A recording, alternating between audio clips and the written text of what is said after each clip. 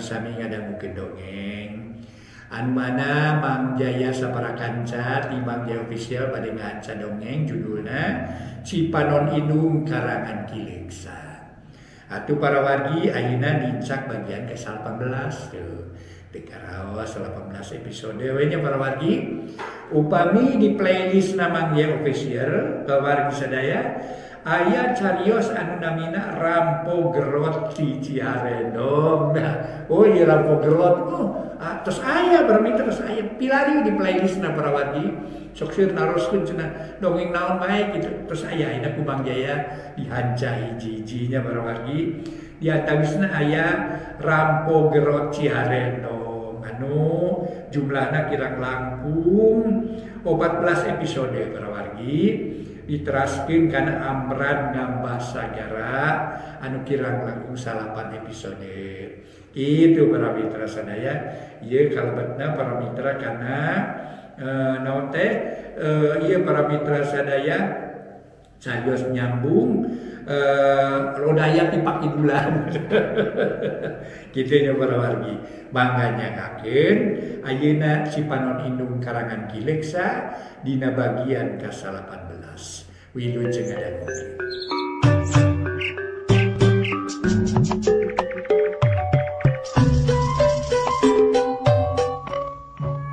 Para mitra kaum dangu, wilujeng tepang dangu deui sareng Mang Jaya Saparakanca.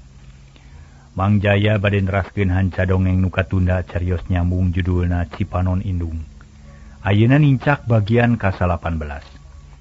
Para mitra kaum dangu nu sami-sami ngabandungan acara ieu, mudah-mudahan acara ieu tiasa nyugemakeun etang-etang hiburan pang beberah mana. Mangga urang lajengkeun upami telepat mah harita bisarmi ditundung deui bae ku Ibu Wati para wargi sadaya. Alatan hartos nama di naon kitunya difitnah kitu para wargi sadaya ku Ili jeung Suha.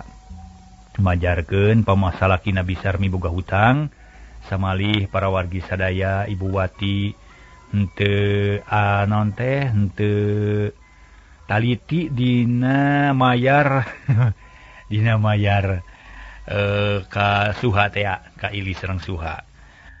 Suha sareng Ili nyarios kitu teh dipercanten para wargi sadaya.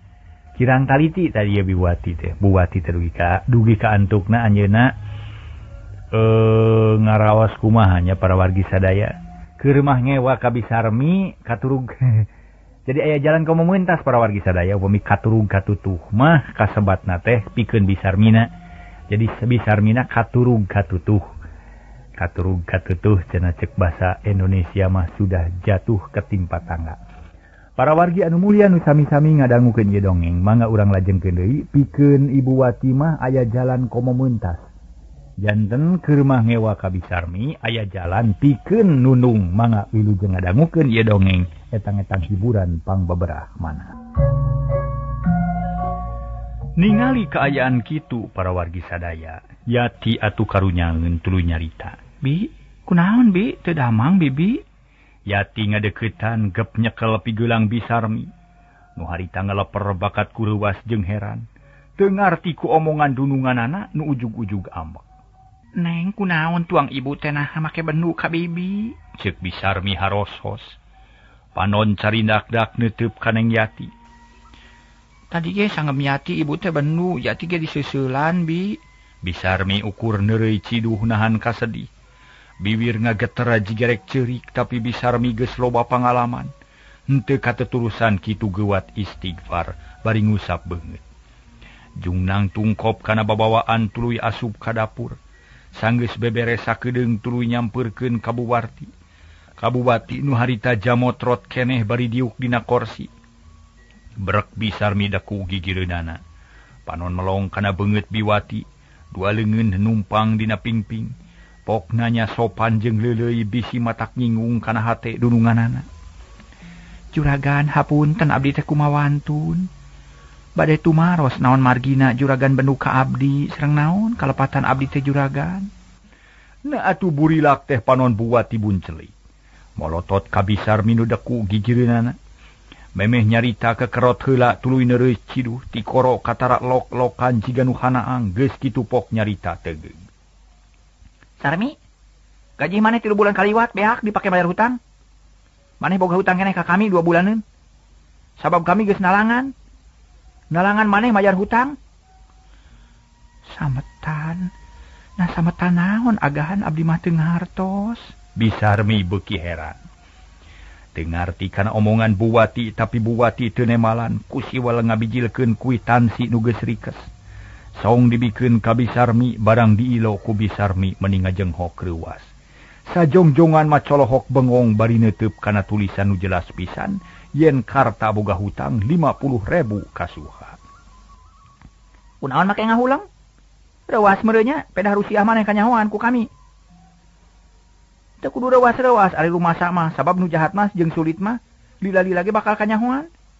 Moal bisa dibuni-buni ye. Tai dibuni-buni ge tetep we kaang sebau ka ameuna teh. Tah kitu nu matak oge. Juragan ieu teh naon hartosna abdi mah keukeuh teu ngartos. Motong api-api. Moal aya gunana deuleu nanya ka kami. Ka kami mah udah sok ngabohong. Teu kudu disumput-sumput sabab kami ge nyaho kana sakabeh kalakuan maneh. Ayeuna kami rek nanya. 2 bulaneun gaji duitna geus dipake mayar hutang. Ayeuna maneh boga hutang ka kami 20.000. Rek kumaha mayarna? Nah daek digawe 2 bulan teu dibayar. Atau rek mayar ku duit. Tapi mun maneh rek mayar ku tanaga kudu satauneun. Mun mayar ku duit geura sok bayar, geura balik ka lemur ka ditu. Tong nicak deui imah kami bari oge. Kami mah geus teu butuh ku tanaga maneh. Bisarmi calangap. Bakat kureuwas teu buru-buru ngajawab da puguh kaget. Buwati tuluy nyoroscos nyarekan lak-lak dasar ka Bisarmi. Beak bersih nepi ka tai-tai ngorana ceuk paribasana disebut-sebutkeun. Malah mah kasalahan nu geus lila ge diungkit-ungkit deui. Puguh Bisarmi beuki teu ngarti. Omongan Buwati ampir teu kadenge sabab pipikiranna muter hayang nyaho kana sabab musababna. Jawab sia Sarmi. Rek kumaha mayar hutang ka kami ha? Mun teu boga duit pikeun mayar eta kongkorong dipake ku maneh ka dieu kan? Buwati bener-bener lieur, geus teu mikirkeun kana salah jeung bener, dapon untung sorangan bae. Juragan abdi mah moal teu mayar tapi hoyong jelas heula. Nah hutang tilas naon atuh abdi teh da teu rumaos gaduh hutang ka sasaha oge. Mun hayang jelas, heug rek dijelaskeun. Tadi aya 2 semah ka dieu ngahaja neangan maneh geus di kamarjina. Maksudna ngarengsekeun urusan hutang salaki maneh nu geus janji rek dibayar ku maneh. Ku kami kapaksa dibayar sabab kami asa dibibirang ku maneh. Taina maneh kudu mayar ka kami 20.000 deui. Sabab nu 30.000 mah gaji maneh 3 bulan nu sekaliwat. Sok bayar ka dia 20.000. Bayar. Biwati popolotot parawargi sadaya. Juragan abdi mah teu gaduh hutang, nah juragan make kumawantun mayar ka jalmi saliwat. Buat teuing nu nipu eta teh. Ieu kwitansi palsu. Ceuk Sarmi teu wani nyaritana. Bakatku keheul. Wani nyaritana bakatku keheul tapi kalah kaleuwih goreng balukarna. Buwati tambah ngakidir nafsuna. Kumaha? Ngomong sia bisa. Manggeus geus Sarmi. Sia mah memang awewe jahat, tukang nipu, tukang cecermed, tukang nganjuk tara mayar. Cik ini cia. Tukang rebutan salaki batur. Keun bae ari teu kuat mayar mah. Asal maneh ini ti dieu deuleu ingkah. Teu meunang aturan kulawarga aing. Hayo, beresan papakian maneh. Kami teu hayang nempo beungeut maneh. Iji deuleu. Ngomong kituna teh Buwati bari ngajengkat ini.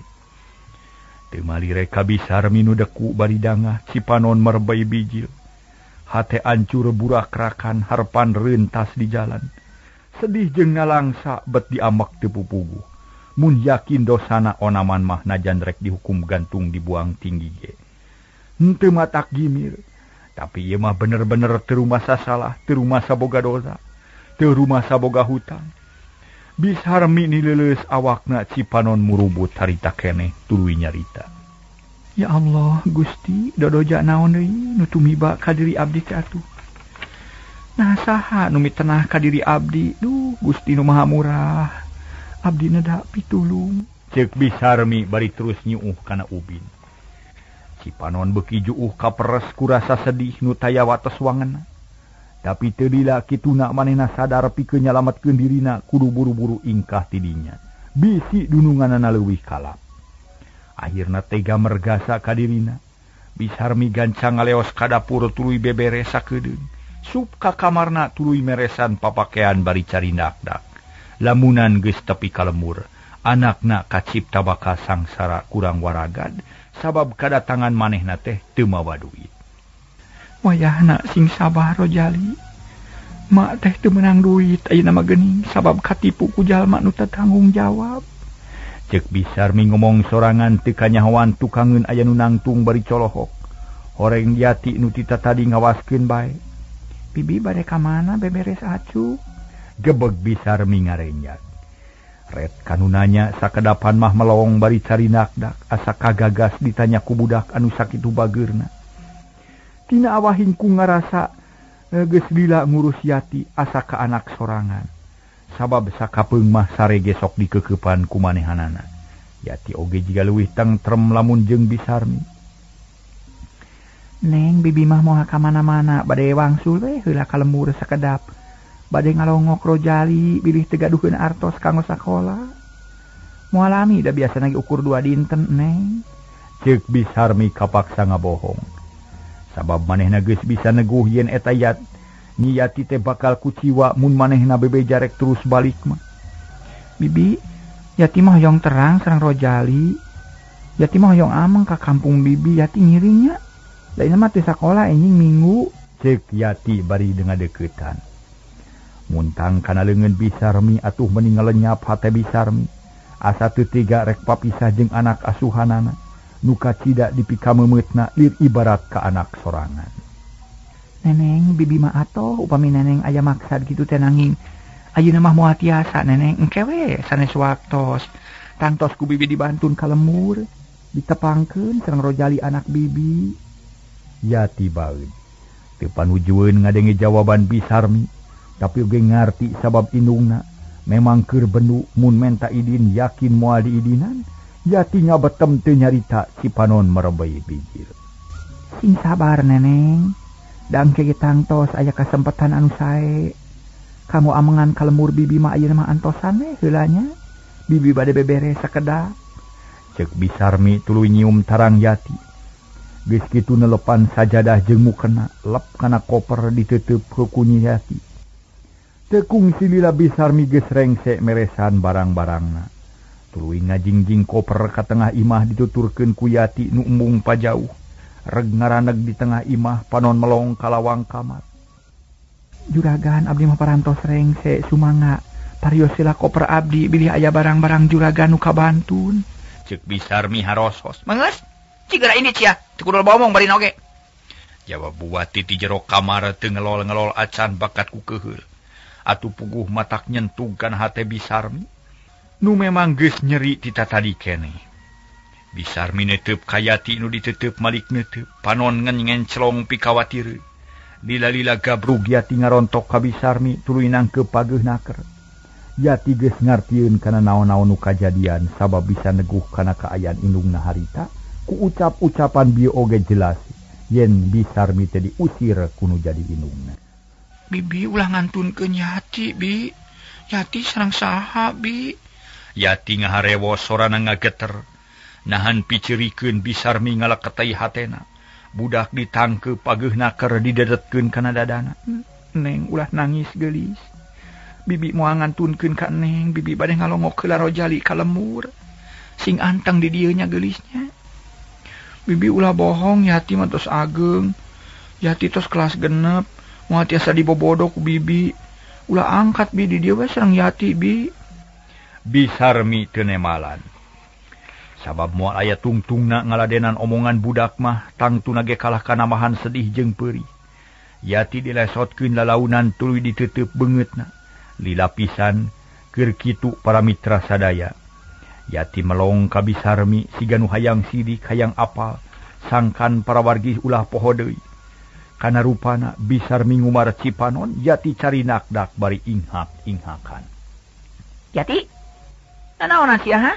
Hayang katepaan ku jelema jahat, lesotkeun ka dieu sia. Buati nyentak matak nyentug kana angen. Red duanana kalawang kamar breh Buati ngabedega nulak cangkeng. Panon molotot huntu kekerot. Bisarmi teu werat nyarita teu wani ngadu teuteub jeung nu bendu. Jung nangtung lalaunan kop kana koperna tuluy ngareret sakedeung ka Yati. Leos init ningalkeun imah buwati. Lengkah lung sehat rajet jajantung asa didudut lempang asa gagaleongan.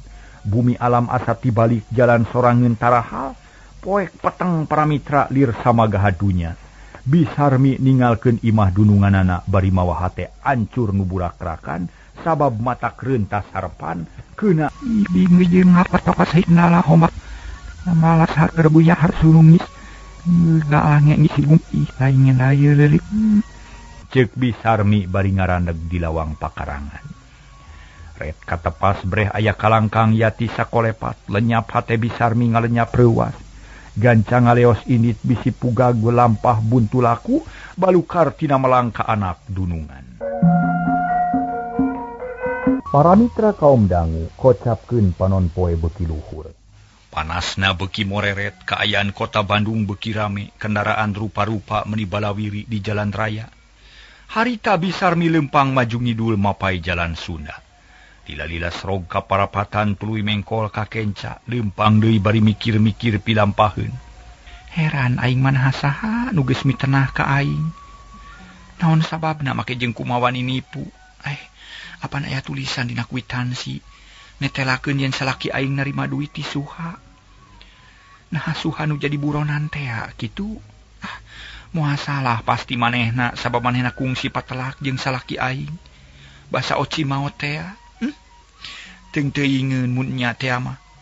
Nah naon maksudna make jeung pipilueun kana urusan kahirupan aing? Ceuk hate Bisarmi. Bari teu weleh heran sabab nu tumiba ka dirina asa aya taya hubunganana jeung babaturan salakina. Kulantaran lempang bari ngalamun atuh teu karasa.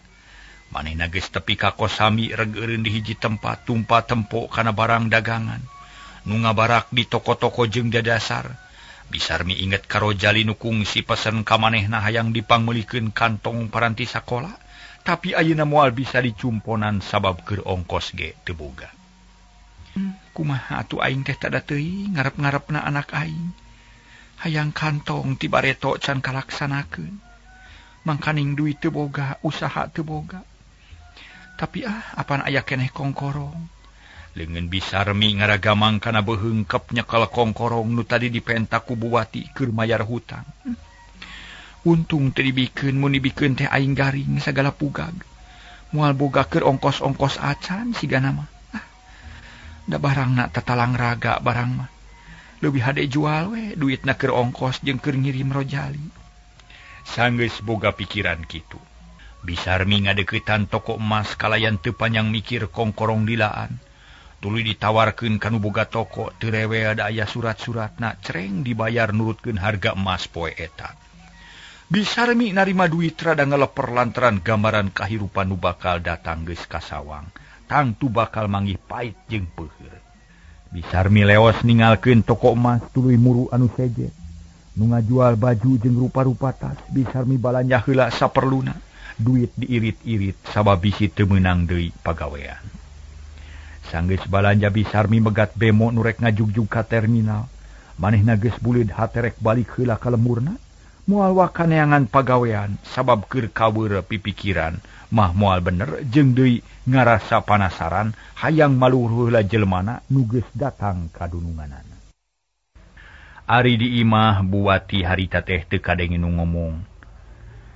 Kadenge nu ngomong bari sasentak horeng Buwati keur nyarekan anakna nu bungsu Yati. Yati ngeluk tungkul bari carindak-dak sedih dicarekan ku indungna. Beuki tamah masket bae ka Bisarmi nu geus ningalkeun manehanana. Yati? Maneh teh anak ibu? Habat leuwih nyaah ka si Sarmi. Ulah kamalinaan, ye sabab eta mah babu. Sawaktu-waktu bisa ini ti dieu. Moal bisa diharepkeun. Geus teu kudu ceurikeun bae, nu mantog mah. Lantaran moal aya gunana di pikiran oge. Ceuk indungna bari molotot kawasna mah keheul ka anakna. Anu harita para mitra sadaya kacida pisan dekeutna ka Bisarmi. Yati teu nemalan kala inghak-inghakan ceurik hatena sedih ka bina-bina. Keur kitu brai panto muka. Torojol aya nu datang horeng Lia anak Buwati nu panengah nu ayeuna geus kelas 1 di SMA. Aya naon, Bu? Kunaon Yati nangis, Bu? Ceuk Lia bari gek diuk buku ditunda dina meja. Panon melong ka adina nu keur ceurik. Iya, namanya kieu geus balik deui. Teu tulus sakola teh. Buati kalah malik nanya teu malire kanu panananya anakna. Guruna nuju rapat Bu, murid-murid dibubarkeun. Kajian atuh, jeung ka dapur. Wayahna kudu masak sabab si Sarmi balik. Moal datang di ka dieu, ibu macan kaburu ka dapur. Riweuh ku mikiran si Sarmi. Cek Buati bari nunyu. Marentah ka anakna atuh puguh lia meningah huleng. Mangkaning geus lapar hayang dahar. Ari datang ka imah kalah kaditita masak heula puguh we matak jengkel. Jeung deui ngarasa kaget ngadenge Bisarmi balik teh asa teu ngarti naon sababna. Mun margina Bisarmi muli Bu. Namun ka dieu deui moal kitu. Udah loba tanya, ibu keur pusing jigera masak. Buati murang maring ka anakna. Atuh anakna kabagean dicarekan. Lia gancang asup ka kamarna sanggeus disalin baju leos ka dapur maksudna mah rek masak. Para mitra kaum dangu, imah sugana nu biasana hebar jeung pikabetaheun, hegar. Disaprak ditinggalkeun ku Bisarmi robah jadi tempat anu matak pusing jeung matak pikajengkeleun. Ari lantaran karacunan ku amarah Buati nu murang maring ka anak-anakna. Yati jeung Lia digelendeng teu pupuguh unggal pagawean dianggap salah bae ku Buati. Harita Lia keur masak di dapur kurunyung adina nyampeurkeun. Miluman tuan kalancekna nyiksikan samara bari cari nakdak nempo adina kitu Lia gewat nanya. Haharewosan sieun kadenge ku indungna. Yati, aya naon atuh di dieu teh? Sareng aya Bisarmi ka mana? Cucu mah heran ku cariosan ibu teh nu bangun amak wae ka urang. Kitu ceuk Lia. Ceu, Bisarmi bi barang mulih ku ibu di seuselan lami pisan. Bibi nangis bari kaluar ti bumi. Yati mah sedih teu aya nu ngasuh moal aya nu ngagoreng sangu kanggo Yati. Jawab Yati bari nyusutan Cipanon. Napeda naon ya? Apaan Bisarmi mah bager? Yati gogodeg. Manehna teu daekeun nerangkeun nu sanyana da memang teu nyaho kana lalakon nu sabenerna. Lia terus ngadesek ka adina, sangkan ngabejakeun naon-naon nu geus kajadian. Yati kapaksa nyaritakeun naon-naon nu geus kajadian nurutkeun ka nyaho manehna. Akhirna kuliah kaharti yen ibuna mika ciceup ka Bisarmi kalayan alesan nu teu puguh dumukna. Wis Yati mun kitu mah kaharti ku ceceu ge pasti ibu teh bener nya. Besok kitu ibu mah muga-muga bae teu nurun ka urang sabab nu sok babarian bendu mah sok seueur nu bikangewa. Ceuk Lia daria pisan. Nyarita ka adina nu teu daekeun jauh jeung lanceukna sabab teu wanieun ngadeuketan ka indungna nu keur amarah. Bisi dicarekan deui jiga tadi. Jam 1 beurang Eni balik ti sakola, manehna geus kuliah di Unpad. Cita-citana hayang jadi dokter, saluyu jeung kahayang nu jadi bapana. Barang jol ka imah Eni kerung bakat ku heran, sabab kaayaan di imah jadi ti isin. Canggeu cucul-cucul terus ganti pakaian ku paranti di imah. Leos karohangan tukang barang geus tepi meja makan kosong kene. Eni beuki heran tuluy ka dapur kasampak adi-adina keur dariuk bangun bingung. Jarempe taya nu nyarita masak geus beres tapi teu tuluy dalahar kalah ngaharuleng bangun bingung. Dia, Yati keur naraon ieu teh? Ka mana Bisarmi jeung ibu? Ceuk Eni bari neuteup kanu duaan. Heran nempo adi-adina nu bangun susah. Ibu aja di kamar kulem rupina mah ceu. Ari Bisarmi mah mulih ka lemurna. Jawab Lia bari cengkat. Panon melong kalanceukna atuh geus kitu mah kahartieun ku Eni. Yen Bisarmi teu kungsi nyadiakeun sangu keur manehanana, tuluy ngalios rek nepungan ibuna tapi disusul kuliah. Sarta diwejan ibuna keur bendu, Eni ngaraneg bok ngaharewos. Kunaon ibu teh Lia? Bendu ka Bisarmi ari sababna mah duka kunaon da Lia ge teu terang. Ka Bisarmi na kunaon deui nya? Lia teu ngajawab ukur melong kalanceukna. Tungtungna barudak nu tilu ngariung di dapur saurang ge taya nu nyarita.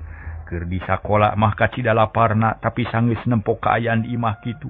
Ngadak-ngadak teu hayang dahar kalah mikiran nu lain-lain. Tepi ka pukul 4 sore, Buati teu kaluar ti kamar. Ngaringkeb maneh jiga nu punung barang Joa Sugana datang langsung muru ka kamar.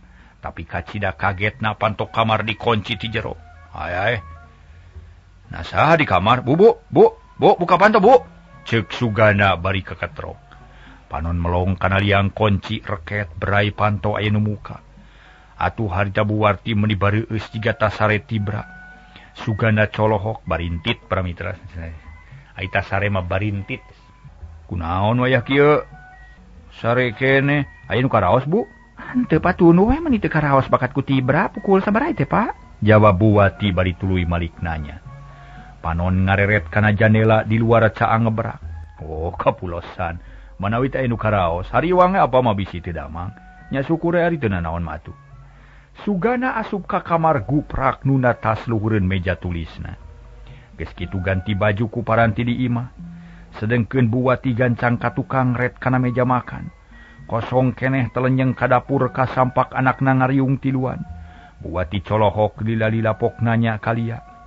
Lia, geus asak acan sangu teh. Ngarulang kitu atuh. Parantos, Bu. Nah, aya naon, Bu? Lia reuwas. Lain aya naon, itu apa sumping?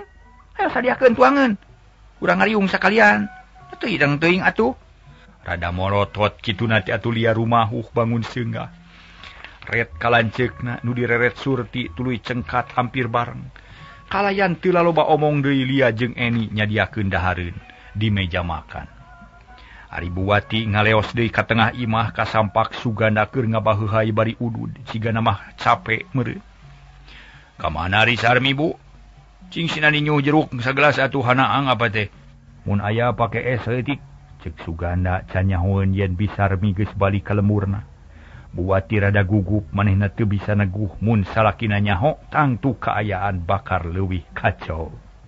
Oke atuh, Pak. Keun ku ibu urang sayagikeun nya. Leos ka dapur rek nyumponan pamenta salakina. Suganda kerung manehna ngarasa heran kula lampahan Buwati nu ngadak-ngadak jadi rajin ngabulaan manehanana. Da biasana mah cukup kunitah si Sarmi we bungkul. Heran aya naon ieu tara-tara ti Sasari make daek nyadiakeun pamenta salaki. Nah rek ngolo-ngolo kitu. Atawa aya nu dipamenta meureun, tapi ahkeun bae rek kitu rek ieu ge. Pamajikan aing ieu. Ceuk hate Suganda bari ngenyot deui ududna.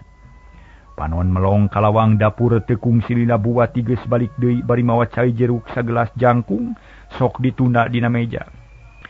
Bade teras tuang, Pak, daparan sayagi atuh. Capek kene jeung deui pan hayang inum heulai dapat teh. Oh, mun mangga atuh pada paratos sayagi. Buwati teu puguh rasa. Gek diuk ge asa teu napak pramitra, tapi lila-lila mah teger, terus ngupat dina hatena bari melong kaluar. Nah, sieun-sieun teuing bejakeun we kasalahanana. Moal buru ngartieun salaki aing ge. Ngan aing nya di harieuwang ge sok sieun Kang Sugana ngabeuratkeun ka si Sarmi cara bareto. Tangtu jadi barabe. Tapi piraku rek kaedanan ku babu pamohalan da bageur Kang Sugana mah. Kitu gerentes hatena. Tapi najan diteger-teger ge keukeuh ari jajantung nama ratug tutunggulan. Sabab rumasa geus nyieun putusan sorangan teu ngajak badami heula jeung nu jadi salakina. Ka mana ari barudak, Bu?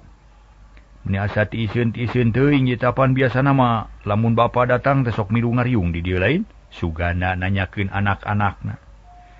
Nuju masak, Pak. Di dapur nu diajar masak. Masak na ka mana di Sarmi? Jeung di kumaha semah nu duaan teh? Aya naon perluna cenah apa poho deui nanyakeun tadi teh? Buwati ngahuleng ditanya kitu asa heurin kuletah rek nerangkeunana jeung deui jajantungna kalah kamotah para mitra hate sesebelakan cigarek manggih kareuwas.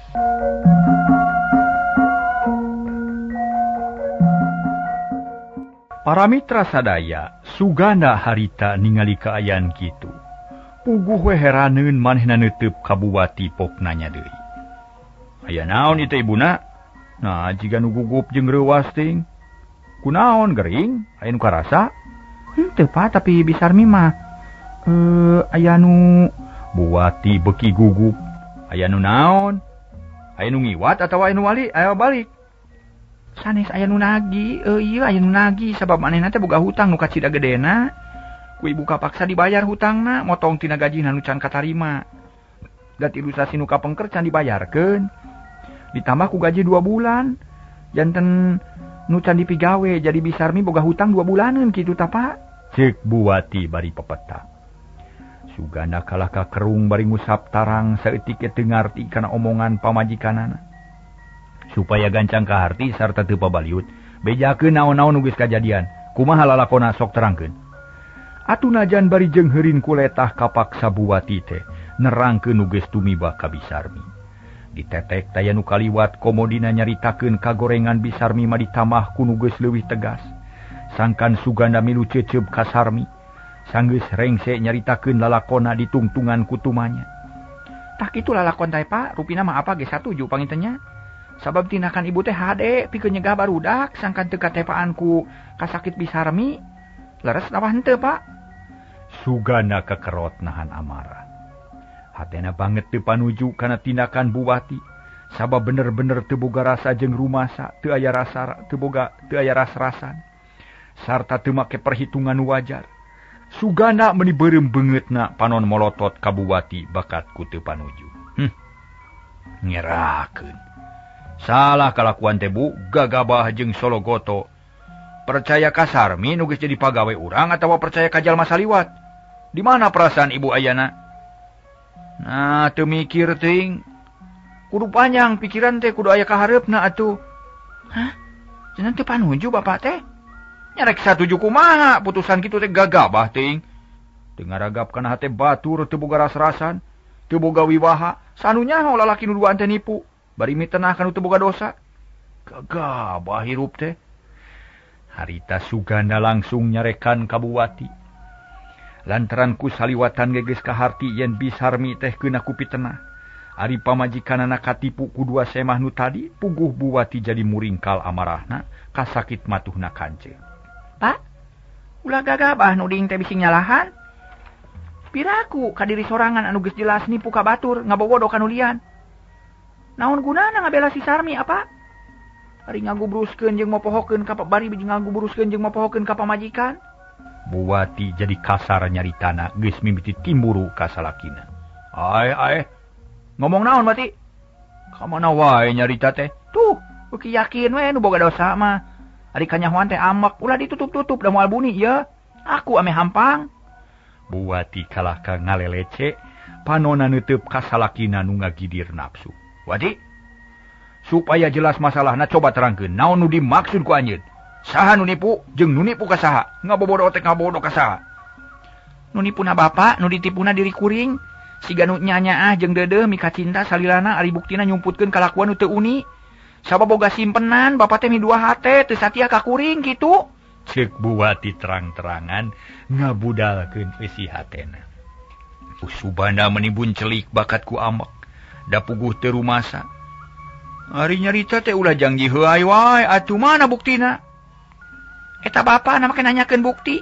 Apaan tindakan Bapak mangrupa hiji bukti? Mika cinta jeung mika berat ka si Sarmi. Sabab salilana muji jeung mihak wae ka manehanana. Padahal nu leuwih hak dibela teh pan kuring salaku pamajikan. Tapi nah kalah ka berat ka si Sarmi minangka pembantu. Buwati pepeta panon buburilakan galakna. Nah cukup ku kitu-kitu buktina. Teu bisa ibuna, teu bisa. Sabab Bapak mamihak ka si Sarmi sotenan lain hartina mika cinta. Lainnya bari aya nu dipiharep. Lainnya bari aya nu dianjing cai lain. Tapi nya ajeng muji bakat kureus. Boga pagawe nu satia satuhu ka urang. Sarta ka barudak kapake. Halus ngurus. Tak kitu Bapak mah lain kadinya losna. Bohong. Eta mah omong kosong. Keur ngabela kasalahan Bapak. Ngan saukur mungkus carita. Ayeuna mah teu perlu lobat-lobat. Sabab geus yakin si Sarmi jelema jahat, jelema elodan, tukang ngarebut salaki batur. Tukang nipu, tukang ngarah, tukang ngarina, tukang ngagoda rumah tangga batur. Paingan di dia betah, paingan digaji saeutik ke cicing bae. Da dipikanya aku Bapak. Meureun brode we pamerena teh meureunnya alui dibawaan ka lemurna. Ngeunah we, dikira moal kanyahoan ku kuring.